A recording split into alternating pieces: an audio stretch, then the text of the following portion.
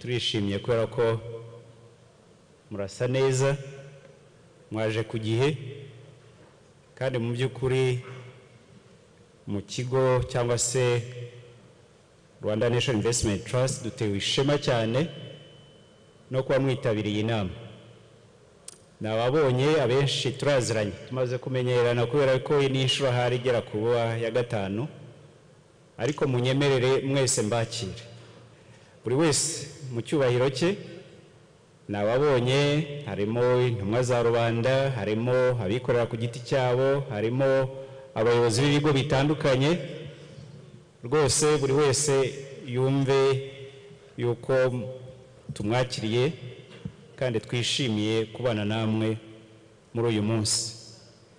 Nkuko bagenzi banjye bari babivuze, turafite umwanya uhagije wo kuganira, turaganira ku byagezweho, ariko ngira ngo hari agatabo mwabonye ku meza, abashoboye kukabona harimo byinshi mwakwisomera, ariko turaza kugerageza kubivuga mu ncamake kugira ngo namwe ibyo twasezeranye umwaka ushize murebe yuko ko twabigezeho neza.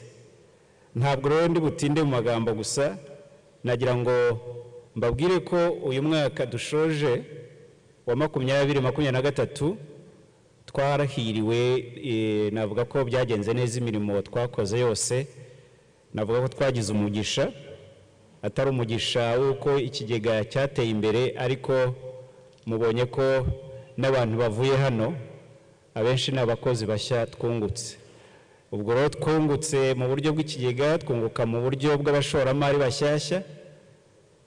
Mu mwaka mvuga dufite abashoramari bagera ku 7,000 biyongereye, ni umubare utubutse ko twavuye ku 12,000, uyu munsi tumaze kurenga 20,000 abantu ku giti cyabo, ariko n'abantu bishyira hamwe mu bimina bariyongereye ni benshi cyane, ku buryo n'umutungo nk'uko muza kubibona wavuye kuri miliyari 28, tumaze kurenga miliyari 41, tuvuye kuri miliyari 28.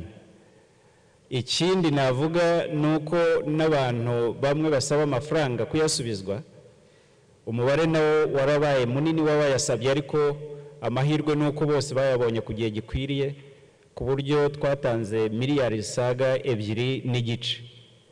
Bivuze ngo mu by'ukuri kuva ikigega cyatangira, abantu tumaze kwakira mu kigega cyangwa se umutungo tumaze kwakira urasaga gato miliyari 50, ubariyemo ayo dufite ubu ngubu namaze kugenda asubizwa abantu.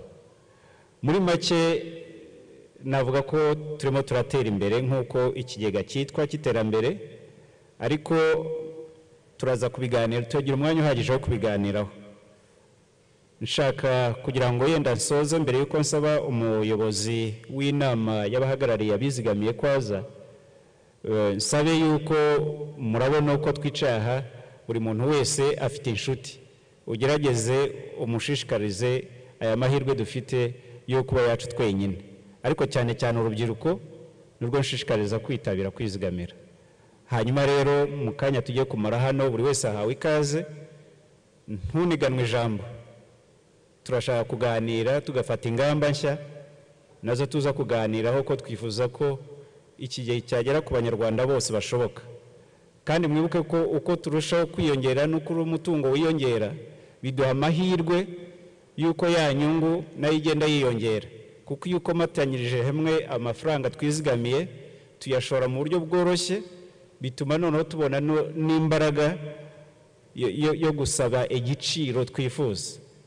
Muraza kwibona n'inyungu, ngira ngo nabyo byagaragaye ko yiyongereye, kubona 11.55%. Twifuza ko umwaka utaha bikunze twagera no kuri 12, kandi birashoboka kuko amafaranga nituyazigama tukirinda kuyakuramo buri kanya, bizatuma n'iriya nyungu izamuka.